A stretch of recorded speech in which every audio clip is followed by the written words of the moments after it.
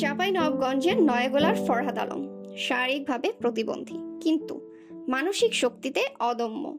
নিজের পায়ে দাঁড়ানোর প্রবল ইচ্ছা শক্তির কথা শুনে WTS 2018 সালে তার সঙ্গে যোগাযোগ করেন। তিনি WTS থেকে একটি CNC মেশিন কিনে নিজের ডিজাইন হাউসের যাত্রা শুরু করেন।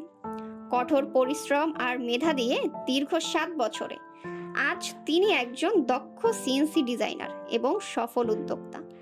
সকল প্রতিকূলতা ডিঙিয়ে শারীরিক প্রতিবন্ধকতাকে জয় করে একজন প্রতিষ্ঠিত উদ্যোক্তা হয়ে ওঠার গল্প শুনতে WTS এর CEO জনাব মোহাম্মদ নইমুল হোসেন খান তার ডিজাইন হাউসে যান।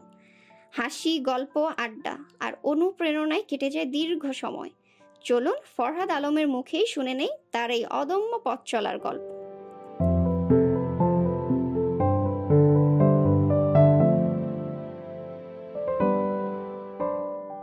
আসসালামু আলাইকুম।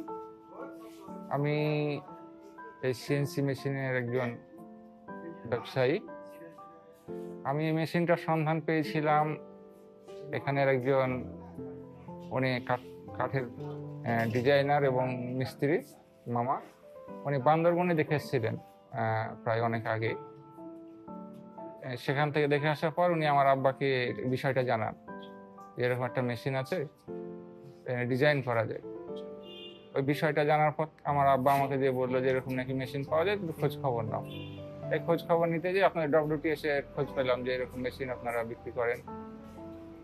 এটা থেকে খোঁজ খবর নেওয়ার পর যোগাযোগ করে মেশিনটা নিলাম। সেটা 2018 সালের জুন মাসে মেশিন আমাদের নেওয়া। এই তারপর থেকেই তো ব্যবসা করছি। এটা ছিল আমাদের চাঁপাইনবাবগঞ্জ জেলাতে প্রথম এবং নওগাঁ জেলাতেও প্রথম ছিল আমাদের মেশিন। এটা থেকে আমাদের ব্যবসা শুরু। তারপর থেকে তো এই তো ব্যবসা চলছে আল্লাহর রহমতে। এখন একটা থেকে 2টা হয়েছে মেশিন।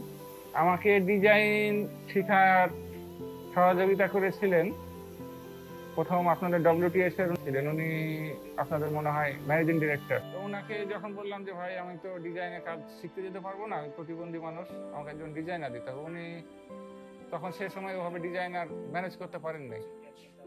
ম্যানেজ না করতে পারার কারণে তখন উনি আমাকে কিছু ভিডিও টিউটোরিয়াল দিলেন এবং ইউটিউবে কিছু ভিডিও টিউটোরিয়ালের লিঙ্ক দিয়েছিলেন, যেগুলো দেখেন আপনি যেভাবে ও কাজ করছে সেভাবে আপনি কাজ করবেন। এই করতে করতে আমার সময় লেগেছিল 1 বছর, পুরো 1 বছর সময় লেগেছিল আমার ডিজাইনের কাজ।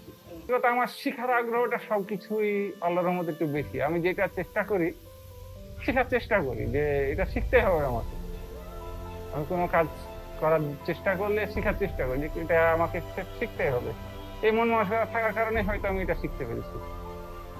আমাদের সেক্টরে যেটা সবচেয়ে বড় সমস্যা আমাদের এই সেক্টরে হচ্ছে রেট কমে যাওয়া।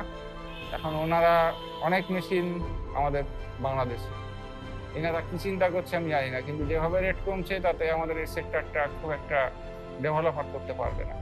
আমাদের সবারই ভাইদের কাছে অনুরোধ, তারা যেন এই বিষয়টা চিন্তা ভাবনা করে, যেন এই রেটের বিষয়টা এতভাবে যেভাবে কমছে তাতে ব্যবসাটা হয়তো আর টিকিয়ে রাখা অনেকজনের পক্ষে সম্ভব হবে না। আর একটা বিষয় হলো আমাদের ভাইদের আর একটা বিষয় যে আমরা খুব বাকি দিই। এই বাকিতে কোনো ব্যবসা, কিন্তু বাকি দিলে ব্যবসা টিকে থাকে না। আমার কাছে এমনও আমি শুনেছি যে 1 বছরের মধ্যে 8 লাখ টাকা বাকি দিয়েছে। 1 বছরের মধ্যে যদি 8 লাখ টাকা বাকি দেয় তাহলে সে কত টাকার কাজ করেছে একটা মেশিনে যে সে 8 লাখ টাকা বাকি দিল। ডিজাইনার ভাইদেরও অনেক সমস্যার মধ্যে পড়ে গেছে।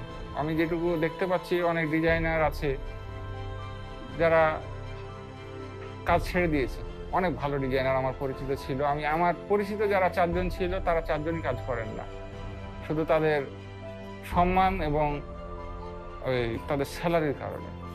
এবং আমাদের যারা মালিক আছে, আমিও ধরেন একটা মালিক, আমি ডিজাইন নিজেও করলেও মালিক হিসাবে বলছি, কিন্তু আমরা ডিজাইনারদেরকে সম্মান করছি না। এটা আমাদের সবচেয়ে বড় খারাপ বিষয়। আমরা ডিজাইনারদেরকে বেতন বাকি রাখছি, ডিজাইনারদেরকে 2 মাস কাজ করে তাদেরকে অপমান করে বিদায় করছি। এটা আমাদের কাছে খারাপ বিষয় ডিজাইনারদের।